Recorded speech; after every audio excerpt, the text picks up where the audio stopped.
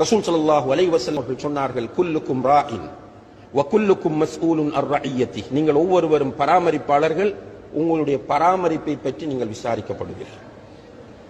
School principal பராமரிப்பாளர், மறுமையில கேள்வி இருக்கு. இங்க நான் பிரின்சிபல் மாலை போட்டாங்க, வாழ்த்தினாங்க, அல்ஹம்துலில்லாஹ்.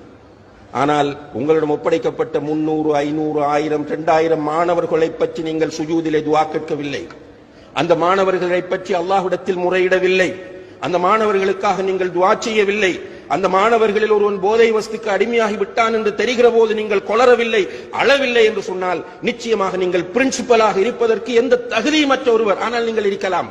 நாளை மறுமையிலே அல்லாஹ்வுடைய நீதிமன்றத்தில் நிர்வாணமாக உங்களை அல்லாஹ் நிறுத்தி கேள்வி கேட்கிற போது உங்களுடைய தலையை நிலத்தை விட்டு நீங்கள் நிமிர்த்த முடியாது என்பதை புரிந்து கொள்ள வேண்டும். அதே போலதான் டீச்சர்ஸ், தொழில் தானது. ஆனால் அந்த தொழில் ஒரு அமானிதத்தோடு தொடர்பான தொழிலாகும்.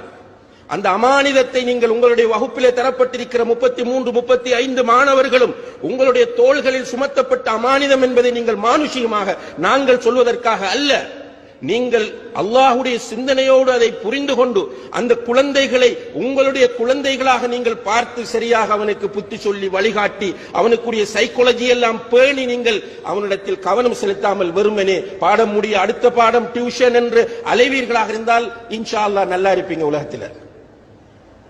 ஆனா மறுமையில் அல்லாஹ்வுடைய நீதிமன்றத்தில் மாட்டுவீர்கள். இது சத்தியம். அல்லாஹ்வை சாட்சியாக வைத்து உங்கள் அனைவரையும் சாட்சியாக வைத்து இந்த இடத்திலே பதிவு செய்து கொள்கிறேன்.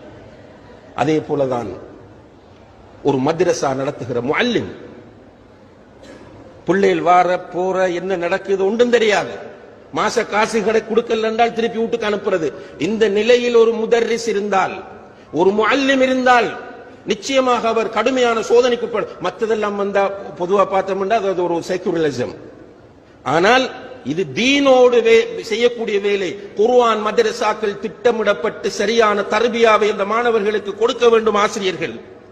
இல்லை என்றால் நாளைக்கு அவங்களும் மாட்டுவாங்க. அதே போலதான் இவர்கள் எல்லோரையும் விட மிக முக்கியமான இடத்தில் இருப்பவர்கள் பெற்றோர். கொஞ்சம் புள்ள கிடைக்க லேட்டானோன்னு எவ்வளவு துஆ, எவ்வளவு அழுக, எவ்வளவு நேர்ச்சல், எவ்வளவு அலைச்சல். குழந்தை தந்ததுக்கு பிறகு பெத்து உம்மட கையில கொடுத்து போட்டு உங்களோட பாட்டுக்கு பீச்சும் பாக்கும் கடையும் ஃப்ரெண்ட்ஸுகள வீடும் போனும் இப்படி சுத்தி திரிஞ்சால் இந்த குழந்தையை வளர்ப்பது யார்?